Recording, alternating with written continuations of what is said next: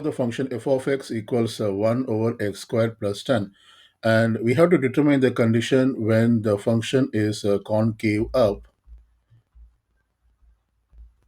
and the condition when the function is concave down. For this, let's recall the condition for concave up. We say that function f of x is concave up whenever its second derivative is greater than 0. And we say that the function is concave down whenever the second derivative of the function is less than 0. So we are going to use these conditions to determine the condition for this function f of x to be concave up and concave down. So let's see how to do this one. So we need to find the second derivative of the given function f of x. First, we'll find its first derivative. And for that, I'm going to rewrite this function in terms of the powers of x. So this 1 over x squared plus 10, this can be written as x squared plus 10 raised to the power of minus 1. Now we will find the derivative of the function with respect to x. So the derivative of f of x with respect to x is f prime of x. And this equals, here we apply the uh, multiple rule as plus the chain rule. So when we apply the multiple rule, we have to put this power in front and reduce it by minus 1. So I'm going to put the minus 1 and then times of x squared plus 10 raised to the power of minus 1 minus 1. We then apply the chain rule to find the derivative of the inside term, which is x squared plus 10. That is the derivative of x squared plus 10, and this equals the derivative of x squared, which is 2x, and derivative of 10 is a constant, so it is 0. So it is basically 2x. So I need to put 2x, which is the derivative of x squared plus 10. Let's simplify this and put it in a proper form. That is, this is f prime of x, and this equals, so we have negative 1 times of 2x is negative 2x, and then multiplied with x squared plus 10 raised to the power of negative 1 is negative 2. We can put this exponent in terms of positive power. So therefore, I rewrite this as f prime of x, and this equals negative 2x divided by x squared plus 10 raised to the power of positive 2. That is x squared plus 10 quantity square. So we obtain the expression for the first derivative of x, that is f prime of x equals negative 2x over x squared plus 10 quantity square. However, we have to find the second derivative of the function. So we will find one more derivative. That is, we are going to find the derivative of f prime of x, and this equals f double prime of x. This is the second derivative of the function f of x. And here to find the derivative of this, this is basically a rational expression. We have to use the quotient rule.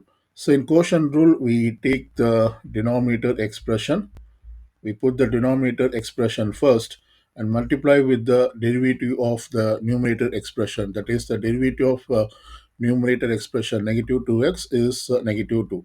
So I put negative 2 here, and then we put minus. Now we put the numerator expression as it is, that is negative 2x, and then multiply with the derivative of the denominator expression. That is, the denominator expression is x squared plus 2 quantity squared. So we find its derivative. Here we have to apply the multiple rule as plus the chain rule. So when we apply the multiple rule, we'll get 2 times of x squared plus 10, and this 2 minus 1.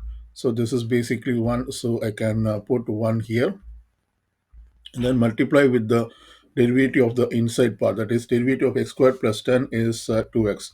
So this is basically 4x times of x squared plus 10. So which I'm going to put here. This is the derivative of the denominator expression. I put this as 4x times of x squared plus 10. And then all over x squared plus 10 quantity square. That is, we have this square and we have to square this. This is according to the quotient rule of derivatives. So let's simplify this. We have f double prime of x, and this equals we have x squared plus 10 quantity square here, and we also have x squared plus 10 term in the second expression. So I'm going to factor that x squared plus 10. When I do that, here I'll be left with negative 2 times of x squared plus 10, and then this is negative times negative is positive, so it becomes positive. 2x times 4x is 8x squared. So you will be left with only 8x squared, and this is all over x squared plus 10. This is this 2 and this 2 will get multiplied according to the law of exponents. So it becomes x squared plus 10 raised to the power of 4. Now we can simplify this further. So we get f double prime of x, and this equals x squared plus 10 times, we will distribute and simplify this. This is negative 2x squared, negative 20 plus 8x squared. So I can simplify this here. We have negative 2x squared, positive 8x squared, which becomes 6x squared, and then we have 20. So it is 6x squared minus 20, which I'm going to put here. So this is basically 6x squared minus 20. I just put this bracket close to this, and this is all over x squared plus 10 raised to the power of 4. Now we see that we can cancel this x squared plus 10 term with the power of the x squared plus 10 term. So this will get reduced by 1. Okay. Now let's simplify this further. That is f double prime of x. Notice that we can factor 2 from these two terms. That is, we have 6 here and we have 20 here. So I'm going to factor 2. And when I do that, I will get inside expression as 3x squared minus 10. And this is all over x squared plus 10 quantity cube. So this is the final expression for the second derivative of the given function. That is f double prime of x equals 2 times of 3x squared minus 10 over x squared plus 10 quantity cube. Now for concave up, we know that the second derivative has to be greater than 0. So we utilize this condition. We found the second derivative, therefore this must be greater than 0. Now we will focus only this expression. That is, we will focus only this expression. Okay, so let me rewrite this. We have 2 times of 3x squared minus 10, and this is all over x squared plus 10 quantity cube, and this must be greater than 0. Now we multiply both sides by this expression, that is x squared plus 10 quantity cube, and this means we will not have this factor in the right side expression. So we will have only 2 times of 3x squared minus 10, and this is greater than 0, because when you multiply 0 with this term, this will the right side expression will become 0. Now we divide both sides by 2, and finally we get 3x squared minus 10. This has to be greater than 0. So this is the required condition which confirms that the function is concave up. So when the function is concave up, we say that if and only if 3x squared minus 10 is greater than 0. So choose the answer choice D, which is the correct answer for the first part, that is for concave up 3x squared minus 10 is positive. Now let's see the condition for concave done. So for that, we know that the second derivative has to be less than 0, that is f double prime of x less than 0. We can utilize the same second derivative. The only change that we have to do is we have to change this to less than 0. So if we let this to less than 0, this will also be less than 0. This will also be less than 0. Once again, we multiply both sides by this quantity, and this will and second be less than 0. So we get the condition that is for concave down. For concave down,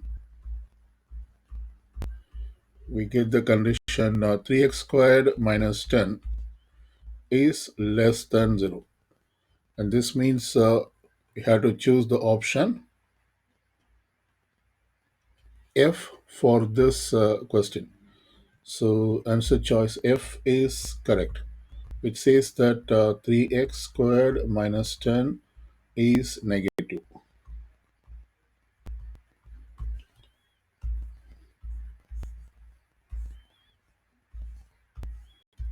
Now let's choose the condition for the points of inflection. Remember that points of inflection usually occurs when the second derivative is 0. So we will use the second derivative once again. That is the second derivative of the function is 2 times of 3x squared minus 10 divided by x squared plus 10 quantity cube, and this equals 0. Okay. Now we multiply both sides by this expression, and so then we will get 2 times of 3x squared minus 10 equals 0. That is 3x squared minus 10 equals 0.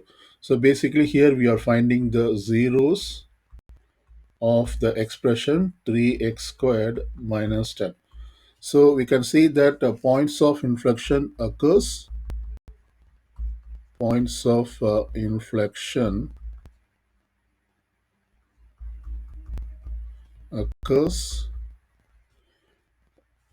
the zeros of this function, or otherwise we say the points of inflection are the same as zeros of this expression. Zeros of this expression, that is 3x squared minus 10. This is the expression. So here we choose the option C. C is the correct answer.